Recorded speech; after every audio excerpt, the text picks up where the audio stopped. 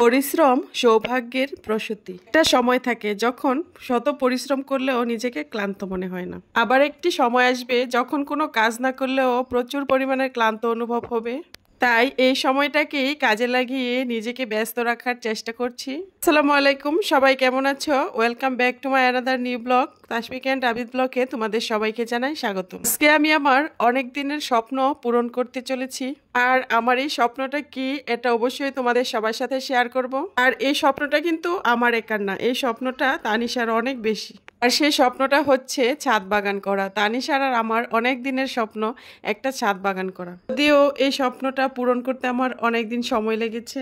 ছাদ বাগান করার জন্য কিন্তু আমার প্রচুর পরিমাণের মাটির দরকার। আর সেই জন্য আমি আমার আগে যে লাউয়ের চারা বাঁধি দিয়েছিলাম এইখান থেকেই মাটি সংরক্ষণ করে নিচ্ছি, কারণ এইখানকার মাটিটা অনেক উর্বর। আর এই মাটিতে আমি সকল প্রকার সার দিয়ে রেখেছিলাম, তাই মনে মনে ভাবলাম যে এই মাটিটাই আমার একদম পারফেক্ট হবে ছাদ বাগান করার জন্য। আমি কিন্তু নিজের কাজ নিজে করতেই পছন্দ করি, সেই জন্য আমি নিজের কাজটা নিজেই করে নিচ্ছি। কাজ করলে শরীর, স্বাস্থ্য, মন সবকিছুই ভালো থাকে। তাই নিজেকে ভালো রাখার জন্য নিজেকে ব্যস্ত রাখি। তোমরা দেখেছো এর আগের ভিডিওতে আমি একটি লাউ বাগান করেছিলাম, আর সেখানে প্রচুর পরিমাণে লাউ হয়েছিল। তো এবার আমি ভাবলাম যে ছাদের মধ্যে আমি কিছু সবজি আর কিছু ফুল চারা লাগিয়ে দিব। তো সবজি আর ফুল চারা লাগানোর জন্য কিন্তু আমার এক্সট্রা কোনো টবের দরকার নেই, কারণ আমি আগে যে কবুতর পুষতাম ওইখান থেকে ক্যারেট সংরক্ষণ করেছি। আমার এখানে অনেক অনেক ক্যারেট আছে, আর এই ক্যারেটের মধ্যেই এরকম কাগজ দিয়ে আমি এটার উপরেই মাটি দিয়ে তারপরে গাছ লাগিয়ে দিব বা বীজ লাগিয়ে দিব। বীজ লাগানোর জন্য আমার যেই উপযোগী মাটির দরকার ছিল সেই মাটিটা আমি পেয়ে গেছি, কারণ এই মাটিটা আগে থেকেই উর্বর ছিল, তাই আমার তেমন কোনো পরিশ্রম করতে হয়নি। তাই এই জন্য এই মাটিটাই আমি দিয়ে দিচ্ছি।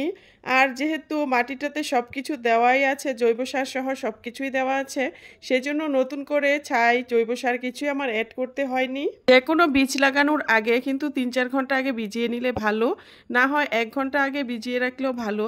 তো আমি বীজগুলো কিন্তু ভিজিয়ে রেখেছিলাম, আর এখন আমি লাগিয়ে দিচ্ছি। আমি এখানে কিন্তু মিষ্টি কুমড়ার বীজ লাগিয়ে দিচ্ছি, আর 2টা ক্যারেটের মধ্যে আমি মিষ্টি কুমড়ার বীজ লাগিয়ে দিব। আর আরেকটা ক্যারেটের মধ্যে আগে থেকেই মাটি ভরা ছিল, কারণ এই ক্যারেটটাতে আমি আরও আগেই মিষ্টি কুমড়ার বীজ লাগানোর জন্য মাটি ভরে রেখেছিলাম সব কিছু অ্যাড করে। তো বীজ লাগানোর পরে আবার আমি পানি দিয়ে দিচ্ছি। অবশ্য পানিটা তানিশা দিচ্ছে, আমি তানিশাকে বলেছিলাম পানি দিতে।